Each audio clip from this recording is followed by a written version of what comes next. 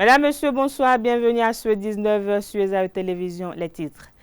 Au rôle de la criette ce lundi 24 mars 2025, l'audience du procès de l'ancien chef de la police nationale Louis-Philippe Moudéon a une fois de plus été reportée. La Cour de répression des infractions économiques et du terrorisme criette a fixé la prochaine audience au 28 avril 2025. On en parle dans ce journal.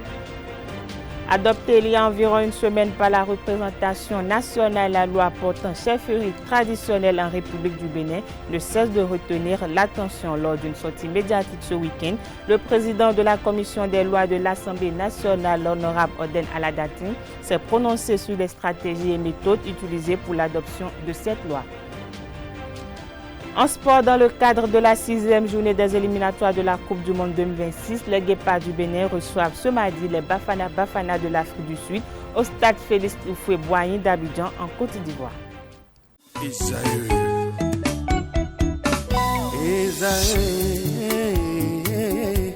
Vous recherchez une école de référence pour une double formation universitaire et professionnelle de qualité? Voici l'opportunité à ne pas rater. L'École supérieure d'administration, d'économie, de journalisme et des métiers de l'audiovisuel ESAE vous offre des programmes d'enseignement en licence et en master orientés vers l'emploi qui font d'elle une référence à travers les filières de l'administration générale et territoriale, l'administration du travail et de la sécurité sociale, droit, diplomatie et relations internationales, administration hospitalière, universitaire et intendance, journalisme et métiers de l'audiovisuel et toutes les filières des sciences de gestion. Une seule adresse, www.esae.bj.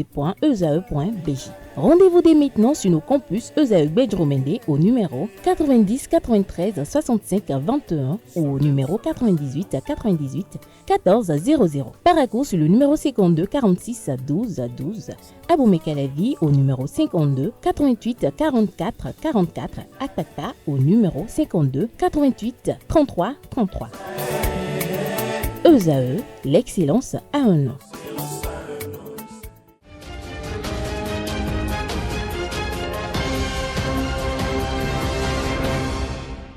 À nouveau, bonsoir. Démarrons cette édition par l'audience qui a eu au Palais des gouverneurs ce lundi 24 mars 2025. Le président de l'Assemblée nationale, Louis Béonou Vlavonou, a reçu en audience au Palais des gouverneurs une forte délégation de la Cour royale de Takon dans la commune de Sakété ce 24 mars 2025.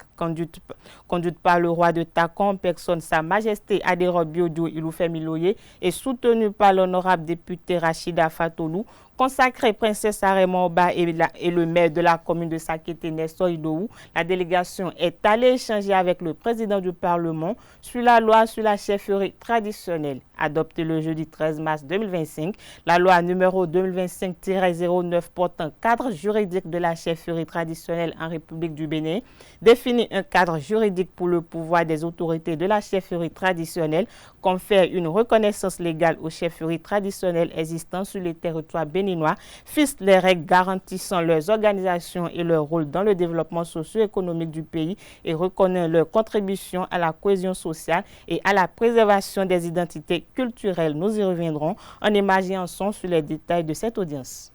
Je l'annonçais à l'entame de cette édition, le dossier de Louis-Philippe Moudéon n'a pas connu d'évolution ce lundi 24 mars 2025. Attendu devant la juridiction spéciale, l'audience a été aussitôt renvoyée sans qu'aucune explication ne soit donnée par le juge. C'est la deuxième fois consécutive que le procès de l'ancien patron de la police nationale est ajourné après un premier report survenu le 17 mars dernier. La semaine passée, le report de l'audience avait été motivé par le défaut d'extraction des prévenus Louis-Philippe Moudéon et son neveu co-accusé dans cette affaire. Cette fois-ci, aucun motif officiel n'a été communiqué, laissant place aux spéculations. Il est néanmoins à noter que l'ancien chef de la police n'était pas présent dans la salle d'audience au moment de l'annonce du renvoi. Son arrivée tardive pourrait-elle être la cause de cette décision?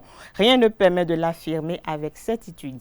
Invité ce dimanche 23 mars 2025 sur l'émission Focus de la télévision nationale, le député Oden Aladatin, président de la commission des lois à l'Assemblée nationale, a apporté des clarifications sur la récente loi portant reconnaissance et organisation de la chefferie traditionnelle au Bénin. Face aux interrogations et contestations soulevées après son adoption, il a tenu à rassurer l'opinion publique nationale sur ses bienfaits et son impact positif sur la gouvernance locale et la cohésion sociale. Suivons-le au micro de Franck Aounou et de Rachida Biomama. Non, vous avez dit aussitôt la loi prise. Non, je crois que nos communautés n'ont pas attendu la prise de la loi avant que la polémique ne commence. Qu'ils vous souviennent, il y a peut-être à peu près 3 ans qu'un comité technique a été mis en place par le gouvernement. Et nous savons que le comité a subi beaucoup de pression. Et aussitôt ce projet envoyé au Parlement, ça n'a pas désempli depuis lors. Le président de l'Assemblée nationale a reçu des courriers, des réclamations, surtout que à l'introduction de ce texte, les réseaux sociaux sont accaparés. Il y a même eu des textes qui ont circulé qui n'ont rien à voir avec le contenu du projet envoyé à l'Assemblée nationale. Donc, un peu de désinformation. Mais la polémique, ce n'est pas après la prise de la loi. Elle est là. Ça veut dire que c'est une question qui était très attendue par les citoyens. Très, très attendue par les citoyens et les principaux concernés. Parce que l'état des lieux, on le sait. Et vous l'avez dit un peu dans votre introduction, dans votre speech introductive tout à l'heure. Et donc, le milieu tel qu'il était n'était pas reluisant. Et les principaux acteurs donc, de la chefferie traditionnelle aussi voulaient que le gouvernement puisse agir. Ils ont tenté de s'organiser entre eux. Est-ce qu'ils ont réussi? Nous sommes là, nous pourrons apprécier. Donc, la polémique, elle est même inhérente donc, à l'état des lieux de la question. On comprend, c'est une question très sensible. C'est pour ça que quand on a voulu engager le débat, la présentation du rapport en plénière, j'ai dit que c'était une question très sensible. Et nous avons imploré le Seigneur, Allah, les membres de nos ancêtres pour qu'ils puissent nous inspirer. Non, pas du tout. C'est la sensibilité de la question. Même à l'intérieur de l'hémicycle, ce n'était pas évident. Puisque les réclamations, les pétitions que nous avons reçues, il y en a beaucoup qui ont été portées par des honorables députés. Voilà, parce que c'est des questions qui nous concernent. Ça concerne les us coutumes, ça concerne notre vivre ensemble. Donc, je voulais dire notre tradition, mais disons nos traditions.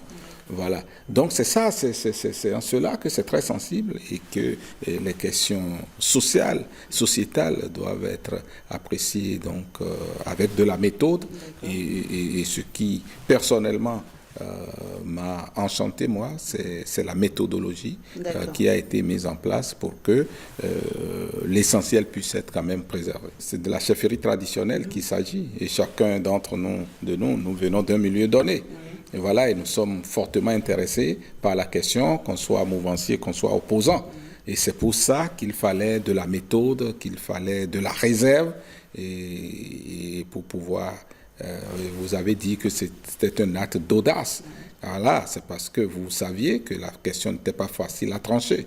Il y a eu des essais, avez-vous dit. Et puis bon, voilà. Donc, c'est très bien, vous faites preuve donc de pédagogie en nous invitant sur cette. Il faut expliquer le contenu du texte qui a été pris.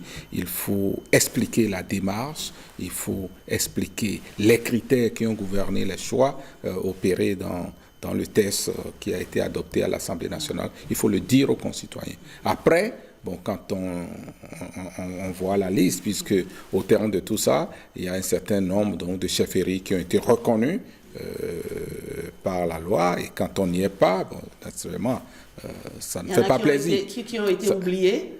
Ce n'est pas un oubli, il y a un travail scientifique qui a été mis en place avec des personnes de référence, et c'est les meilleures références que nous avons eues dans la place.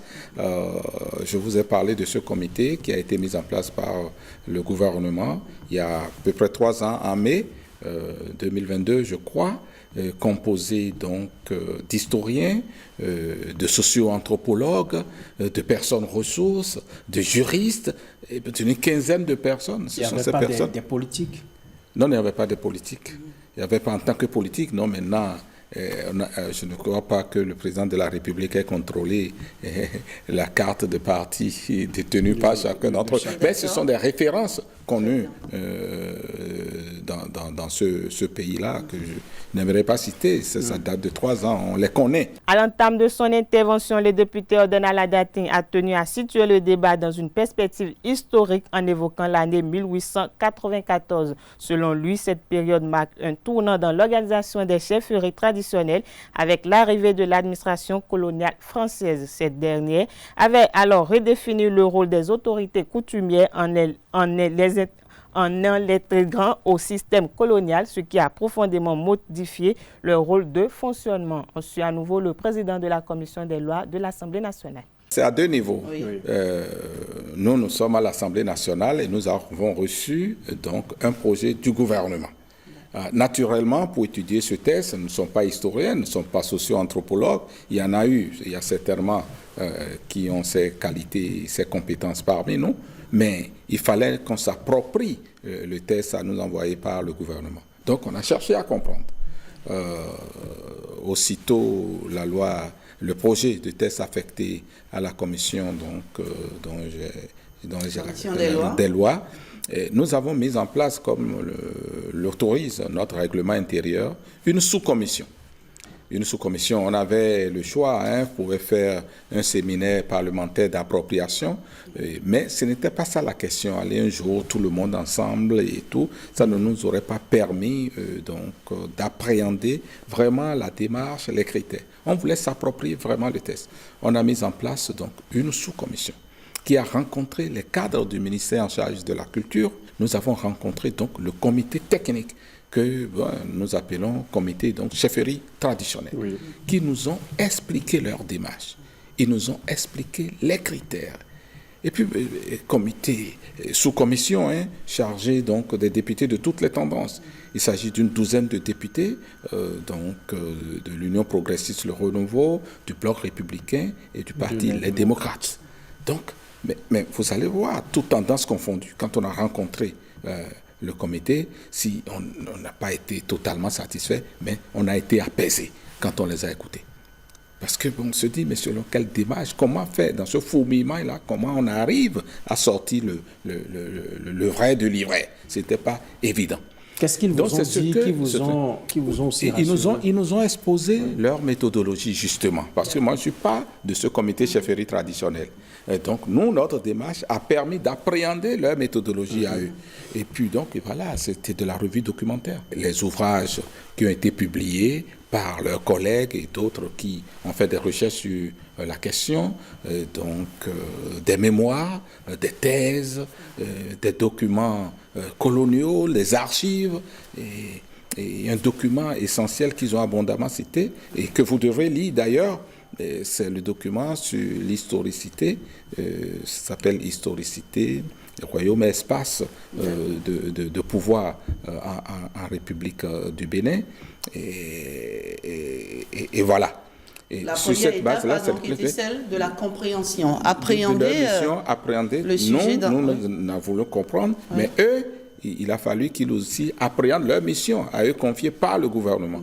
Voilà. Donc, je parle de 2 démarches. Bien sûr. Donc, pour parler de la démarche de la commission chefferie traditionnelle, j'ai dû parler de la nôtre. Voilà. Donc, ils ont fait la revue documentaire. Ils ont procédé à des clarifications conceptuelles entre eux. Et puis, après, ils ont séquencé leur travail. Et ils sont allés sur le terrain aussi. Et c'est ce que nous avons retenu qui est fondamental. Par exemple, ce qu'ils ont pris comme cadre de référence. Parce que quand on dit royaume qu'il est, ce n'est pas un certificat que le gouvernement va donner ou bien on va décréter que tel est royaume, l'a été royaume, ne l'a pas été. Ils nous ont dit qu'ils n'ont pas fait un travail mémoriel. Donc il ne s'agit pas de réparer l'histoire. Il ne s'agit pas donc de réajuster l'histoire, de penser les plaies du passé. Ce n'est pas le travail qu'ils ont fait, nous ont-ils expliqué. Et nous avons bien compris ça à travers leur démarche. Leur démarche a été de voir l'état des lieux. Et leur référence, c'est 1894 pour les chefferies traditionnelles de la région méridionale du pays et 1897 pour les chefferies de la région septentrionale. 1880, c'est la date où donc, les royaumes et donc le type d'organisation traditionnelle qu'on a eu au Bénin a été banni par le blanc. Donc la pénétration coloniale. 1894, donc pour les de la région méridionale, et il a fallu 2-3 ans pour que le colon aille à l'intérieur du pays.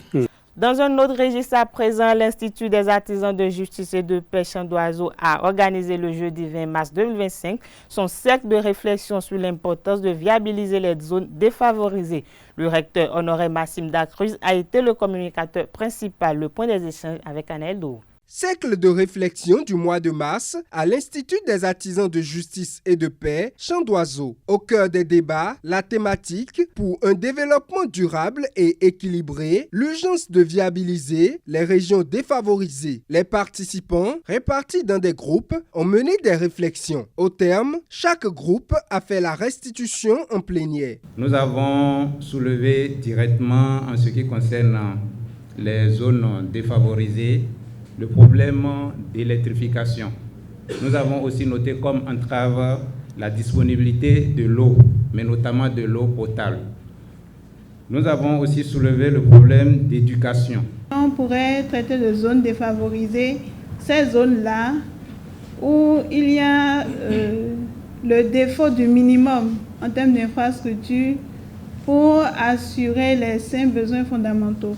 Nous avons parlé de l'électricité, de l'eau, des infrastructures publiques et nous avons mis l'accent sur le défaut de la microéconomie pour permettre aux individus de pouvoir s'assurer, de pouvoir se prendre en charge. Le Bénin a les meilleurs documents de développement. Toutefois, il nous faut distinguer entre politique et stratégie. La stratégie questionne le comment. Le vrai problème est donc un problème de mise en œuvre. Et la vraie question est celle du profil du Béninois. L'orateur principal, le professeur Massim Dacruz, s'est prononcé sur la thématique. Et parlant de développement durable, nous nous sommes dit il concerne 3 piliers essentiellement, et les collègues l'ont rappelé. Il y a le pilier social, le pilier économique et le pilier environnemental. Le pilier social, nous allons le ramener à la prise en compte de la personne humaine. Vous ne pouvez rien faire de sérieux, de durable. Vous ne pouvez rien faire d'impactant si vous ne fondez l'essentiel sur la personne humaine. Au niveau économique, nous sommes dans des pays où, selon les chiffres, nous avons autour de 90% de travailleurs qui sont dans le monde de l'informel. Il y a beaucoup de choses qui sont faites, mais par rapport aux défis que nous avons à relever, il y a encore beaucoup d'efforts à fournir. Ces efforts doivent être soutenus. On a parlé de partenariat public-privé.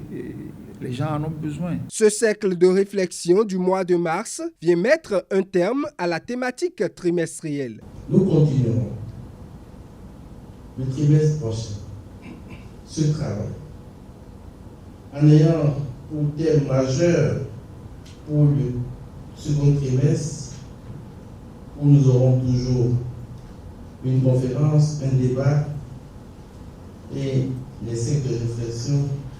Le thème ci-après, l'impératif de la bonne gouvernance pour relever les défis actuels liés à la précarité exponentielle.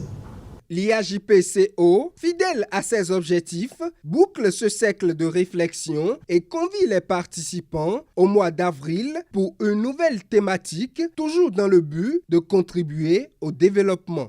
Les femmes de l'Institut des artisans de justice et de paix Chant d'Oiseau et IAJPCO ont célébré en différé la Journée internationale des droits de la femme le vendredi 21 mars 2025. C'était un moment de communication, de réjouissance et de partage. Le point avec Anaël Dou. L'IAJP valorise son personnel féminin. Les dames Amazones de l'Institut des artisans de justice et de paix, Chant d'Oiseau, et celles de la maison d'accueil, MAS SAS, ont célébré en différé la Journée internationale de la femme. Et pour l'occasion, les dames ont mené plusieurs actions. Les femmes de l'IAJP, avec le soutien de la direction de l'IAJP-CO et la maison d'accueil MAS SAS, nous avons fait une œuvre caritative dans un orphelinat de la place. Nous sommes allés jusqu'à Sedjedenou après pour faire l'œuvre.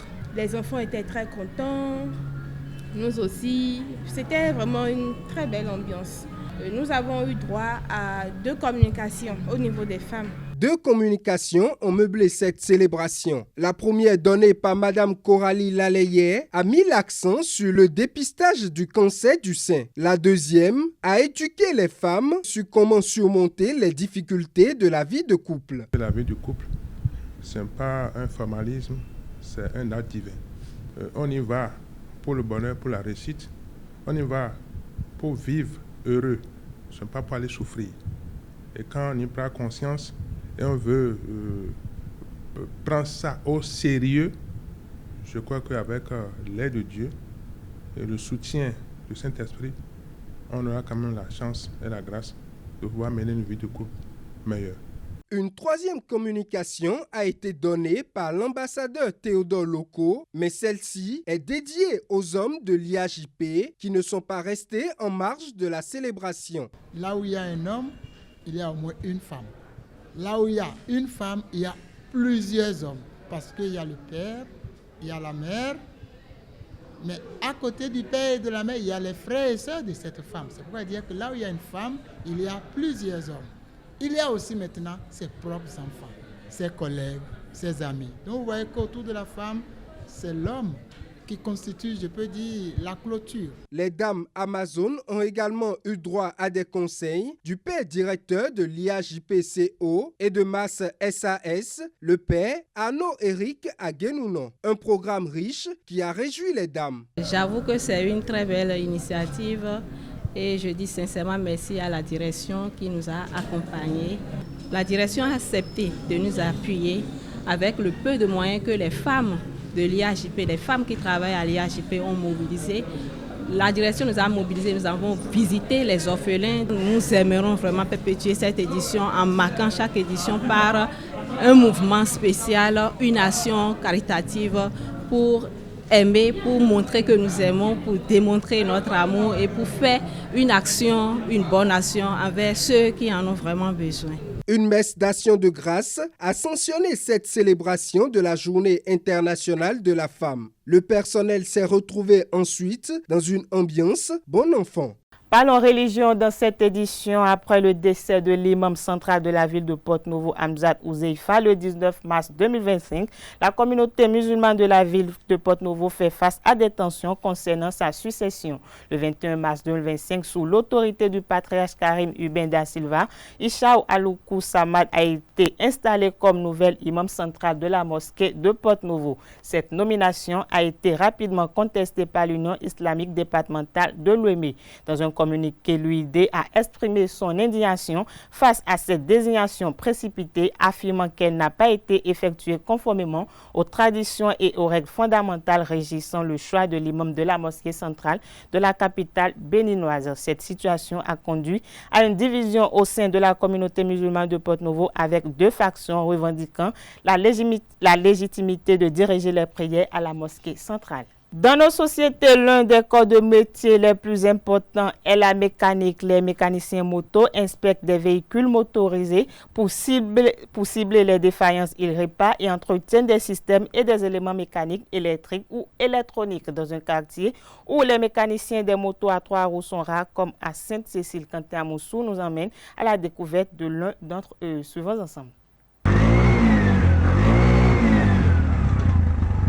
Nous sommes derrière l'église catholique Sainte-Cécile, un quartier qui dispose de très peu de mécaniciens moto à 3 roues. Les tricycles, communément appelés cloboto au Bénin, répandu dans la ville de Cotonou depuis quelques années, manque parfois de ces personnes qui inspectent, réparent et entretiennent des systèmes et des éléments mécaniques. Donc au Béye, si on a commencé en 2008, on a fait en 2013, on a commencé en 2020. Une carrière qui passe nécessairement par une formation spécifique.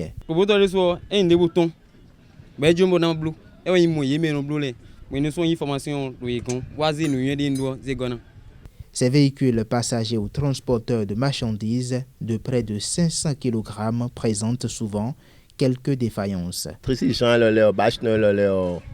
Souvent, panne à former ton nom, les ado ado les sanction nous amaya graisse de former les ado panne dans les sentiers pour nous comme les pneus tombent pour nous pour résistant diambo colonial mais pour nous pour prévoir nous ado panne de pneus panne de cône bon mais souvent moteur tourne résistant perdé on qu'on est ça ouais au bout de 10 ans au bout de la tagba vidange parce que chauffage au rouga donc moteur mettons un chauffeur dit donc il a moteur non pour aider mais quoi la vidange blé nous a chauffé et venons de le moteur dès que je voulais faire et deux mécaniciens de con mécanicien compétent pièce l'aide un tricycle n'a pas non blé on bon mais ya wa mécanicien gon et si mi desu me comprend do e blo tricycle nous agban bibea e blo nous en bec beto mais mi dele o mi no amolo di agban e no akpikwe to mi no agban gudo but tricycle mi to ya gble au moins en kun tricycle lo ba mala be agban gbo banze nu clean won kaka ko lo po me entran on di on tire me. Ces pannes sont parfois dues au mauvais entretien. Dans des cas nous avons pas na former ton entretien ma blonu a former do kuiton don de wenu mo lelewe bo you grace you vo blo be na no kandime na mo no kandime do azanja e na former do pa no do nui we binu e do ruwe yo e de pande no do le bon vous ne sous et lolo mon et des pandere et des sonodo bon vous me dire yeme on et vous me mi andoro actuellement et bon vous quoi sin côté ouais. Tout comme les véhicules à 4 roues, plusieurs spécialistes interviennent dans la réparation de ces engins. Tourner et nous vous bon blo pas na formeton ben nous akwa kwa no mo idele di actuellement di ouais vous vous de et de laisser ton vous et dans les disiens au zokia donc ko jewe na wa so ton et moi. Depuis son installation à Sainte-Cécile, quelques conducteurs s'accordent sur son efficacité. Même il file vos boyaux, mais sinon il file vos boyaux parce que tout en sortant. Oui, il y a de problèmes et compter. Il y a besoin de moi. Comme elle a dit que le bateau a venu. Maman, d'ailleurs, a dit ça que bien tu connais. Les tricycles à 3 roues transporteurs de passagers sont intégrés dans le quotidien de la population depuis ces dernières années. Santé dans cette édition à présent, affection courante qui survient après la consommation d'eau ou d'aliments contaminés par des bactéries, des virus ou des parasites. Les risques d'une intoxication alimentaire peuvent varier en fonction de l'agent pathogène et de l'état de santé général de la personne affectée. Comment s'y prendre lorsqu'on a une intoxication alimentaire? Élément de réponse avec Christine Adjanaou Adjagodo, nutritionniste diététiste. Elle est au micro de Francis Fahami. Une intoxication alimentaire est un trouble digestif que nous observons dès que nous consommons des aliments contaminés ou des boissons contaminées par des germes, notamment des virus, des bactéries, des parasites et aussi parfois des produits chimiques. L'intoxication alimentaire souvent se manifeste par des diarrhées, des vomissements, des crampes abdominales, parfois de la fièvre. C'est comme ça que nous reconnaissons généralement de façon systématique si quelqu'un est intoxiqué sur le plan alimentaire ou pas. Oui, elle est vraiment mortelle et donc pour l'éviter, il y a des dispositions que nous devons prendre. Alors, la première des choses, c'est d'observer une hygiène de façon générale et de façon particulière, il faut adopter une hygiène alimentaire, d'accord, et une hygiène environnementale. Hygiène environnementale, c'est de prendre soin de son environnement, tout ce qui est lieu de cuisine, là où nous vivons, notre habitation en général, notre cuisine, nos ustensiles et les boissons, notamment pour ceux qui n'ont pas une source d'eau potable comme la SONEB. Et même si on a une source d'eau potable comme la SONEB, il faut quand même assainir l'environnement où il y a le robinet. Si on a autre source d'eau, nous devons décontaminer cette eau. Il y a des différentes manières de décontaminer les eaux. En dehors de ça, les contenants des eaux, là où nous stockons nos boissons, il faut veiller à ce que ça soit propre avant d'y mettre l'eau de boisson. En dehors de ça, tout ce qui est ustensiles de cuisine, il faut les protéger pour éviter que les mouches se posent là-dessus. Aussi, par rapport aux aliments, nous devons forcément nettoyer nos aliments, quoi qu'en soit la source. Si c'est la source et la nature, bien sûr. Si c'est des céréales, forcément, avant de les réduire en poudre et en faire des farines, il faut forcément les nettoyer une première fois, pas les tremper catégoriquement, mais toutefois les nettoyer. Les sécher avant de les envoyer au moulin. Tout ce qui est légumes et les fruits, il faut forcément bien les nettoyer, il faut les tremper, respecter un certain nombre de temps dans les solutions de décontamination. Il faut bien les nettoyer, les rincer abondamment, puisque tout à l'heure je disais qu'on peut s'intoxiquer facilement à travers les produits chimiques. Et donc il faut plusieurs fois rincer nos aliments, bien les nettoyer avant de les consommer. Ça, c'est tout ce qui est fruits et légumes. Tout ce qui est source d'origine animale, c'est-à-dire viande et poisson, il faut également les nettoyer correctement avant de les cuire et les consommer. Donc voilà un peu quelques dispositions que nous devons prendre avant pour éviter les intoxications alimentaires. Cette édition se poursuit hors de nos frontières après plus de 2 ans de médiation entre la République démocratique du Congo et le Rwanda. Le Rwanda a annoncé ce 24 mars 2025 la fin de son rôle de médiateur 2 mois après avoir pris la tête de l'Union africaine. Le président estime qu'il est temps pour l'Angola de se recentrer sur les priorités continentales, à savoir la paix, les infrastructures, le commerce, la santé publique et les réparations pour les afro-descendants. Si l'Angola se retire maintenant, c'est d'abord parce que les autorités angolaises constatent que leur médiation s'achève sur 2 échecs. Le premier concerne la rencontre manquée en décembre dernier à Luanda entre Félix Tshisekedi et son homologue Paul Kagame. Le second fait suite à la tentative de dialogue du 18 mars dernier entre Kinshasa et la FC M23. Cette fois, Kinshasa était présent, mais les rebelles du M23 ont décidé de boycotter les discussions en signe de protestation contre les sanctions européennes visant certains de leurs dirigeants. Les autorités algériennes ont franchi une nouvelle étape dans leur politique de distanciation éducative en interdisant formellement le mercredi 20 mars 2025 toute aide française destinée aux écoles privées sur leur territoire. Quelles en sont les conséquences de cette mesure pour l'enseignement algérien? Réponse avec Marcel Akouete, analyste géopolitique. Il est au micro de Francis Fahmi. Je pense que l'Algérie et la France, la crise a toujours été très souvent politique, une crise identitaire, culturelle, parce que les conditions dans lesquelles l'indépendance de l'Algérie a été obtenue sont les suites, sont des choses qui ont favorisé très constamment cet échange assez tendu entre les deux États. Aujourd'hui, la crise a tellement évolué sur le plan politique avec les ressortissants algériens qui devaient être renvoyés et que la France a refusé, les menaces de la France d'appliquer la loi concernant l'immigration régulière, de remettre en cause cette loi d'immigration régulière qui existe entre l'Algérie et la France, par le biais duquel la majorité des Algériens vont trouver du travail, du boulot en France. Et aujourd'hui, le refus de l'aide française par rapport à l'éducation algérienne.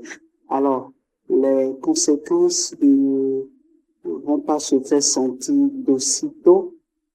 Premier élément qu'on peut remarquer, c'est certainement que l'Algérie a évalué amplement ce qui est des intérêts entre la rupture de cette aide et bien sûr ce que cela pourrait avoir comme conséquence quand nous parlons de l'éducation algérienne. Ça, c'est le premier élément. Deuxième élément, c'est la perte continue de l'influence de la France pour ce qui est non seulement de l'éducation, mais de la géopolitique dans les régions, dans des États africains. La France perd déjà énormément d'influence, que ce soit en Afrique de l'Ouest ou un peu partout, même dans certaines parties de l'Europe.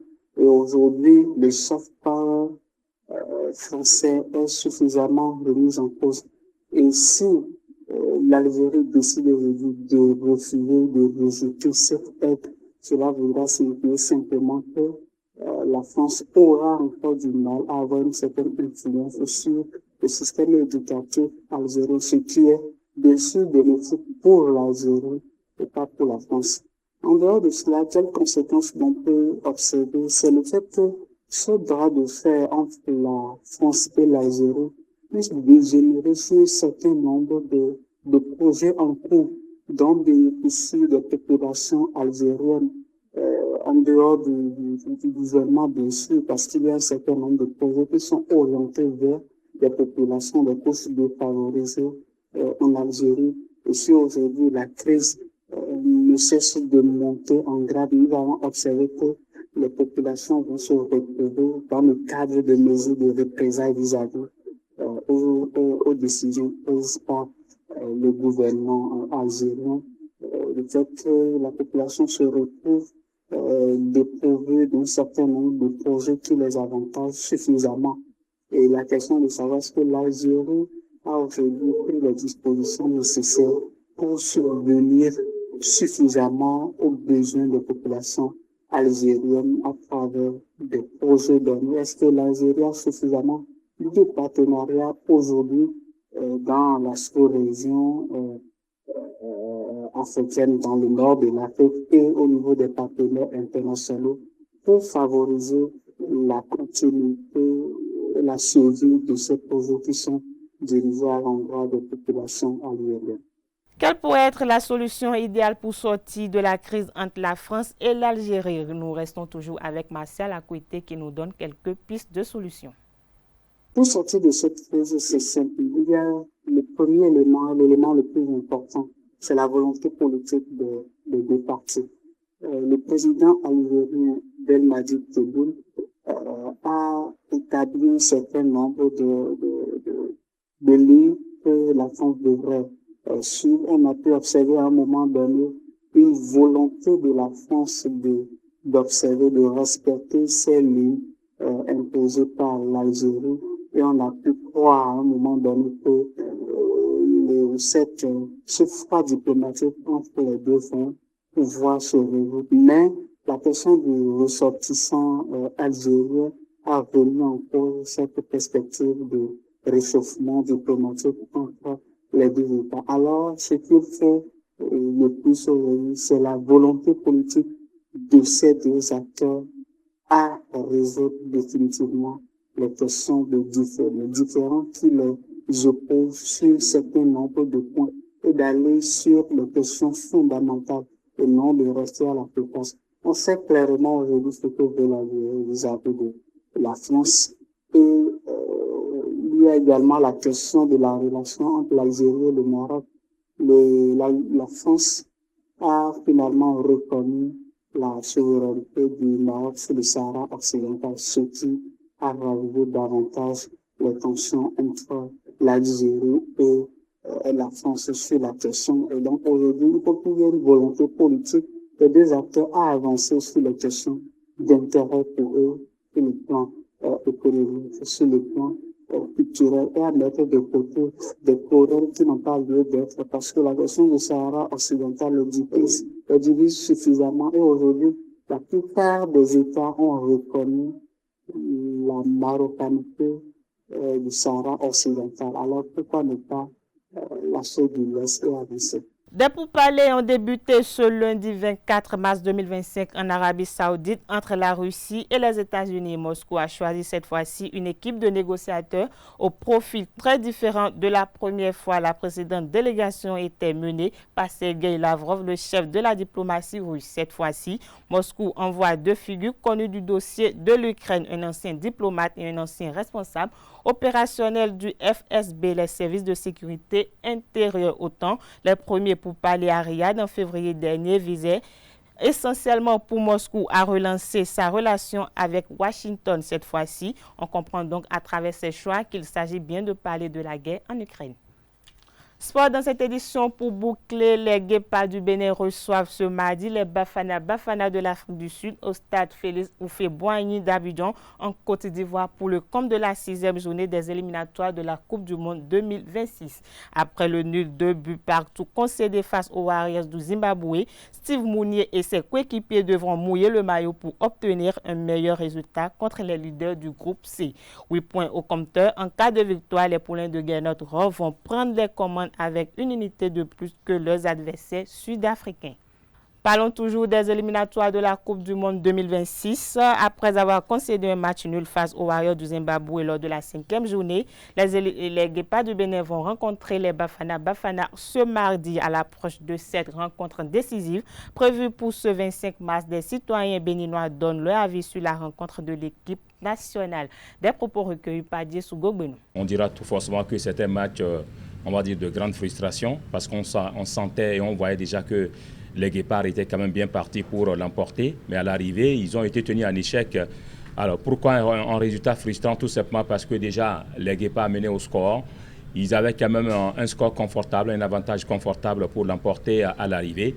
Mais à cause, on va dire, de quelques erreurs, en cause également on va dire d'un excès de confiance et d'un mauvais coaching, on va dire ça comme ça, eh bien, les Guépards ont été rejoints au score. Et comme je l'ai dit tantôt, lorsque vous menez au score par 2-0 après 36 minutes de jeu et que vous vous faites rejoindre au score, cela s'appelle tout simplement de la frustration. Et comme vous l'avez dit également dans votre question, je pense qu'on a failli même, on va dire, la défaite parce que, on va dire, les Zimbabwéens ayant eu la chance et ayant eu également la capacité d'égaliser, avaient le vent en poupe et ils étaient prêts tout simplement à réellement en découdre avec le Bénin et pourquoi pas marquer un 3e but. C'est vrai que chaque sortie normalement est une occasion pour rafler des points.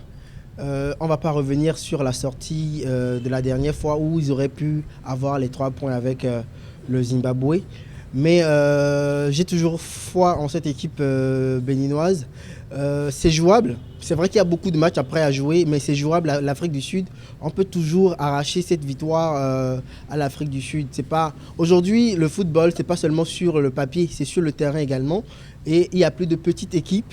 Il n'y a pas une équipe qu'il faut sous-estimer ou surestimer. Et c'est par la volonté, la détermination des nôtres qu'on va pouvoir faire la différence sur le terrain. Le match nul, c'était un match nul avec beaucoup de regrets. Ils ont eu le temps quand même d'ici d'avoir quelques jours pour pouvoir se remettre à plat, pour pouvoir revenir en de meilleurs sentiments. Ils ont travaillé. J'espère que le coach a eu le temps de corriger quelques imperfections lors de ce match-là et de régler quelques soucis, surtout au niveau de la défense où il y a eu beaucoup de relâchement, également au milieu de terrain où quand même on a constaté beaucoup de lassitude au niveau de ce milieu de terrain-là. En attaque, ça c'était pas trop bien non plus. Donc beaucoup de compartiments à corriger en peu de jours. L'équipe d'Afrique du Sud, pardon, c'est pas une équipe qu'il faut craindre. Oui, sur certains points, à l'attaque aussi par exemple, mais nous aussi, c'est ce qui nous manque peut-être un attaquant voilà, qui puisse faire la différence au moment opportun, quand il le faut. Mais je crois quand même qu'avec un peu de détermination et surtout de travail, l'esprit de cohésion d'équipe, comme on l'a toujours fait, on peut toujours arriver à battre l'Afrique du Sud. Je crois que demain, ils auront le soutien du public. Le public ivoirien qui est devenu pratiquement le public béninois actuellement pour les pousser à la victoire. Je crois que quelque chose est possible demain face à cette équipe d'Afrique du Sud. C'est vrai, l'Afrique du Sud a gagné son match de la 5e journée.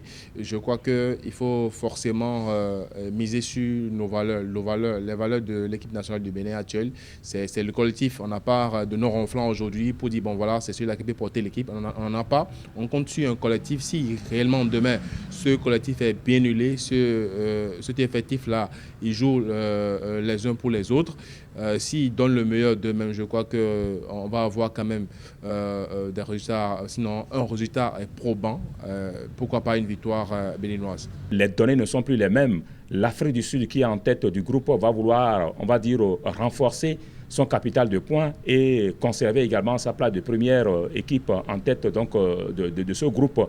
Et je pense qu'avoir un peu la manière dont le Bénin a joué ce match-là contre le Zimbabwe, il va falloir certainement resserrer les boulons. Il va falloir être encore plus éveillé. Il va falloir encore jouer ce match-là autrement que le match contre le Zimbabwe. Parce que les deux équipes ne sont pas les mêmes et l'enjeu n'est plus le même. L'Afrique du Sud aujourd'hui se retrouve à un niveau donné où elle sait que si elle gagne ce match-là, eh bien, elle va renforcer, elle va, on va dire, conforter sa place en tête de classement. Et pourquoi pas s'ouvrir déjà le chemin pour la qualification au mondial.